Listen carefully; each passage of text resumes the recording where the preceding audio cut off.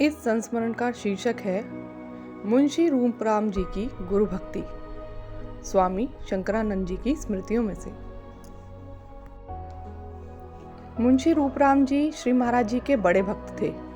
हम लोगों में भी इतनी भक्ति नहीं थी जितनी उनमें। श्री महाराज जी की आज्ञाओं के संबंध में हम लोग तो अपनी नानुकुर भी कर लेते थे, पर मुंशी जी उनका पालन बिना सोचे विचारे तुरंत करने को तैयार रहते थे।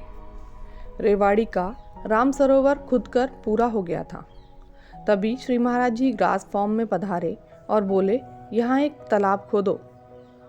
हम लोग तो एक तालाब खोदने के कारण ही इतने थके हुए थे, अतः इस नए तालाब की बात सुनकर, और वह भी इतना बड़ा ग्रास फॉर्म का, घबरा गए।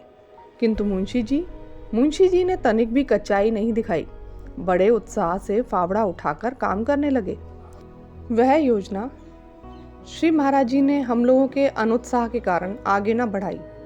कुछ समय पश्चात बड़ी भारी वर्षा हुई थी। यदि वह तालाब बन जाता तो बहुत सा पानी उस विशाल तालाब में रुक जाता और जिससे सबको बहुत लाभ होता। इसके अतिरिक्त आज हमें दिख पड़ता है कि यदि वह काम हो जाता तो आश्रम और भी अधिक हानियों से बच जाता। श्री महाराज जी तो त्रिकालदर्शी थे ही, इसी से शायद उन्होंने यह कार्य करने का संकेत दिया था, पर हम लोगों ने उसे न किया। यदि मुंशी जी जैसी भक्ति और तत्परता हम में भी होती तो वह काम हो गया होता। एक ऐसा ही दूसरा उदाहरण मुंशी जी की गुरु भक्ति का एक और सामने दिखाई देता है। शंभु भवन के सामने एक पीपल का पेड़ है। गड्डी उसके पास खड़ी थी और श्री महाराज जी पीपल के महात्म्य प्रकट करने वाले मूले ब्रह्मा त्वचा विष्णु तथा अश्वत्थ सर्ववृक्षाणाम आदि श्लोक श्री महाराज जी कह रहे थे।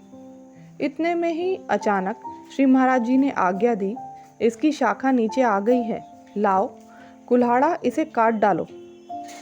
हम में से कोई भी पीपल को काटने के लिए आगे ना बढ़ा, परंतु मुंशी जी तुरंत कुल्हाड़ा लेकर पहुँचे और बोले, महाराज जी कहाँ से काटूं?